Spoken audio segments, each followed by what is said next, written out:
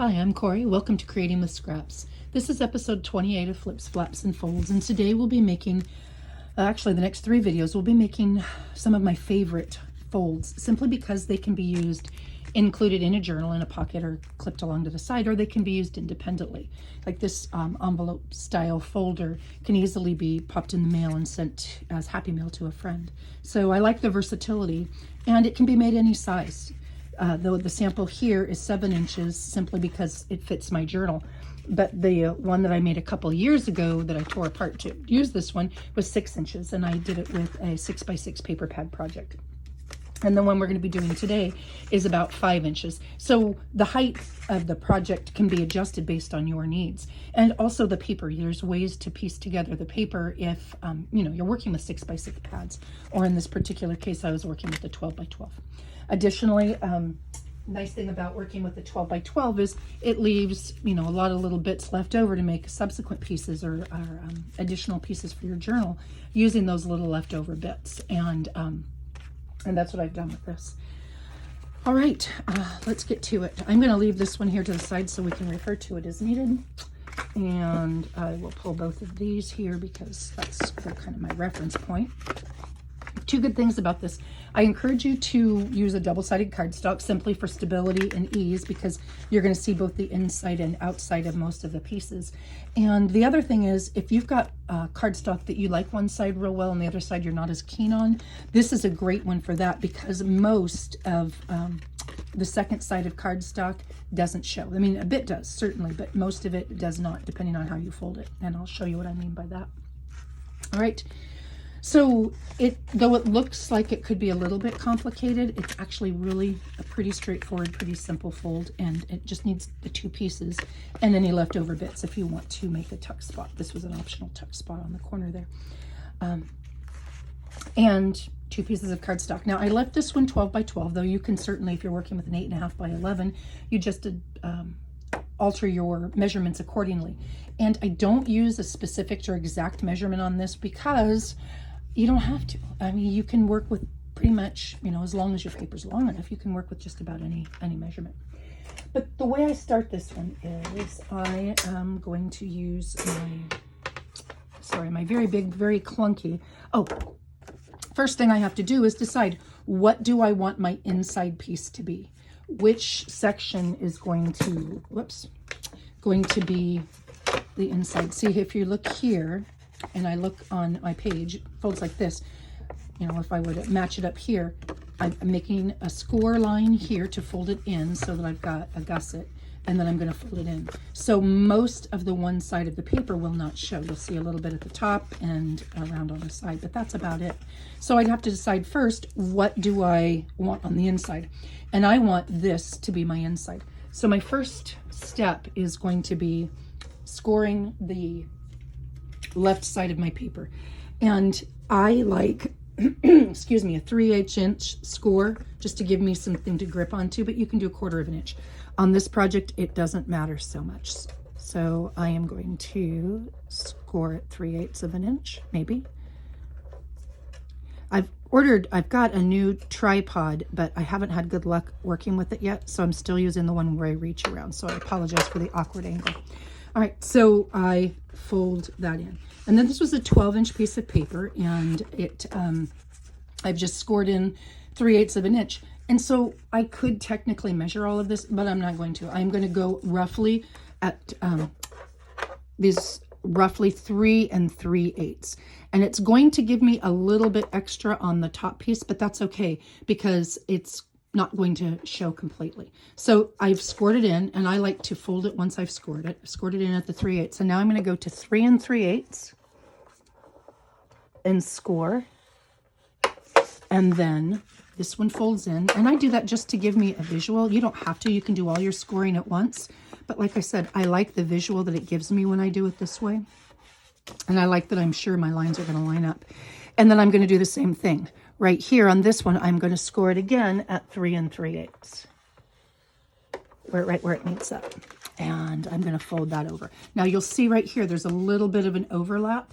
And that's actually a good thing. I wanted that overlap simply because I like to use a little bit of that paper as a, for a scrap cluster or that type of an item.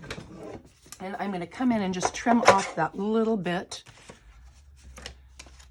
And I'm going to take off, I don't know, roughly 1/4 of an inch or so. I am going to make it just shy of being flush. And what I mean by that is you can see here I have a little bit of a ledge. Well, I'm going to put on a piece that covers that. So that's not actually going to show. So I don't want it to impede the fold, which is why I took off a little bit extra. Plus it gives me a nice little scrap to make a cluster. Okay, so scoring on that is done.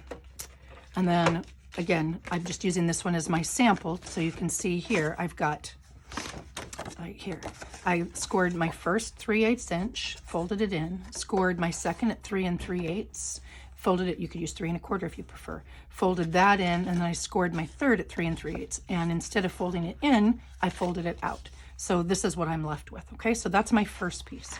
My second piece is the same height, and it's roughly 4 inches. Well, this one is almost exactly 4 inches, just a bit shy of 4 inches. And I am going to score that right in the middle. In this case, that would be at 2 inches. You can use 3 1/2, you can use 3, you can use 4 1/2. It really doesn't matter because it just depends on how big the piece of paper you're working with is and what look you like, truthfully. So I scored that one in half. And I am going to ink the edge quickly here. And this piece is going to get attached right here. And it's going to act as my cover. All right, so this piece is going to go right here. This piece is going to get glued down. I'm going to open my cover up. And here is my inside. Now, a couple things I need to do before I glue anything together. This center fold, the second panel, center panel, I am going to turn that into a pocket, a top pocket. So I want to take a divot out. Now, you know, I usually measure this, but for the sake of speed and ease, I'm just going to eyeball it. And I'm going to take a good sized divot out of there. And again, I find it much easier to ink before I glue it closed. All right. The next, before I do anything else, I'm going to take, okay, no, I want, whoops, got to put it on the right way. I want, actually, I think I decided I wanted it like this. This is the front cover. This is here. And you know what? You have some options. Do I like that as the way it closes, or do I prefer this as the way it closes? Actually, I kind of like that as the way it closes. So on this piece, this scored in half, basically, I am going to come in and I'm going to round those corners, and only because I like rounded corners, not because you have to. So the front section, I'm going to round the corners, and in the center of that front section, I am going, let's see, it's just not quite 4, so right around the green leaf, I am going to take out a little bit. I'm going to use my slot punch to take out the hole where I'm going to thread through my Sari silk. And then again, this is going around like so. And then this back piece, I want to take a notch out of that. And I'm just going to guesstimate the center. I'm going to take a notch out of that so you can see it's a tuck spot or a pocket. Okay, so it's going to end up looking like this. You don't have to round the corners. You don't have to take out the notch if you prefer not to, if you don't want the notched look. I just think it delineates it more as a pocket. All right.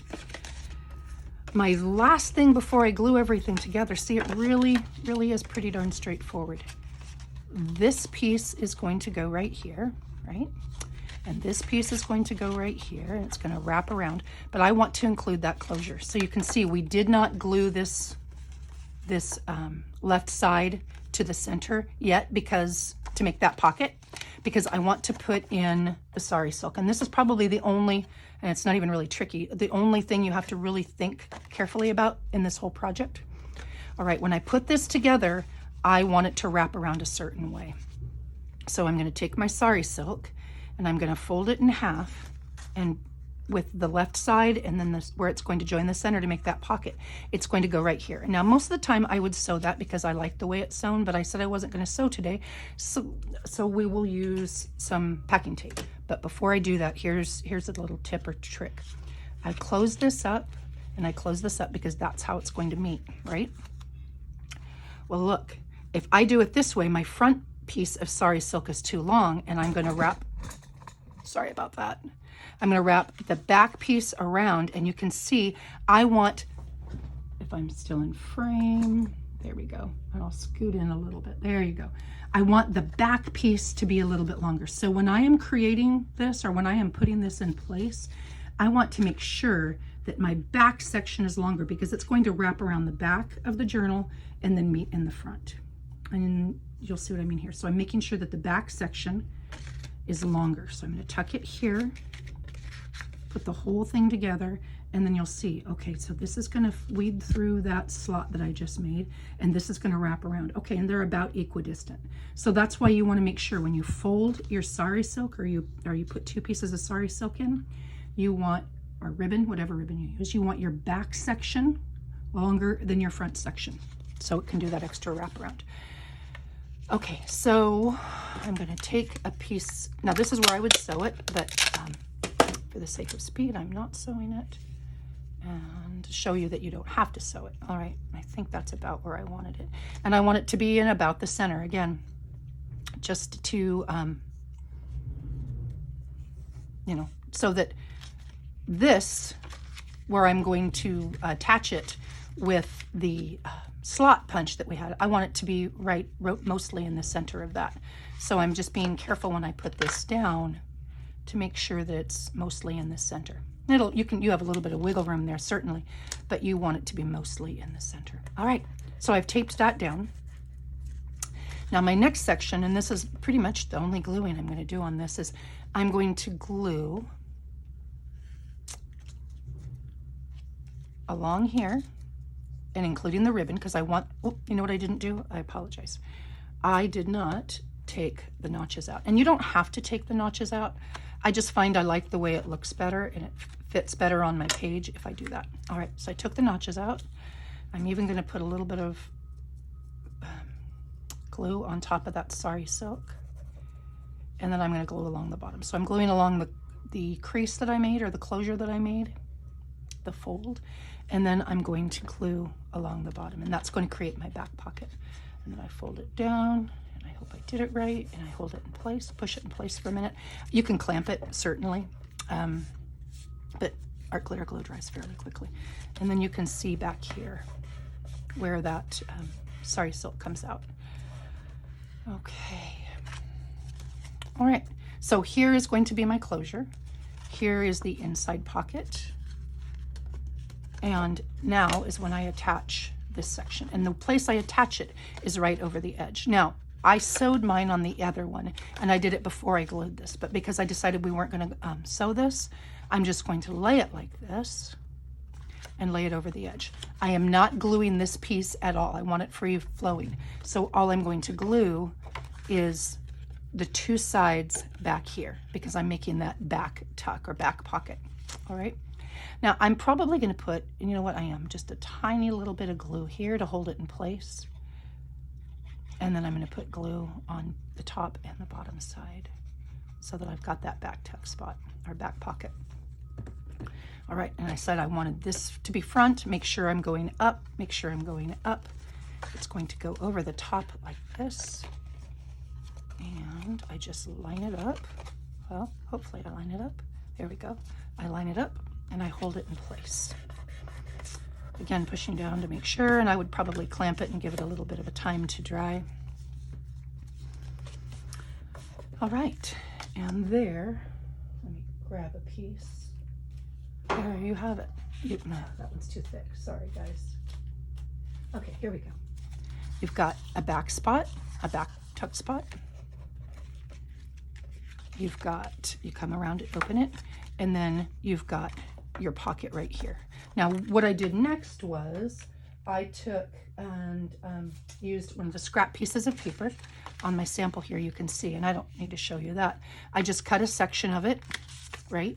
Cut a section of the scrap piece of paper and glued it on the bottom and the side to make a tuck spot.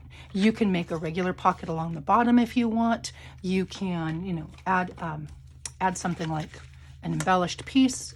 Am I even in frame? Sorry about that. You can add something like an embellished piece to make a tuck spot, what have you. And then On this side, you've got nothing, so you're kind of working with a blank slate. You can make a side tuck. You can do what I did here, like with a glassine bag, and just glue the bag and a little bit of an embellishment to the front. But it gives you a lot of, you can make it into a write-in space or a picture space. Just gives you a lot of options. But that is the basic construction, just 2 pieces of paper and a few folds.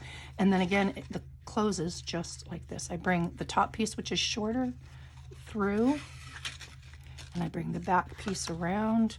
And I can tie it in a bow or a knot or, you know, what have you here. And that, there we go. That is today's pocket. All right, thank you for watching. I appreciate it. And I hope you enjoy the project and happy creating. Bye-bye.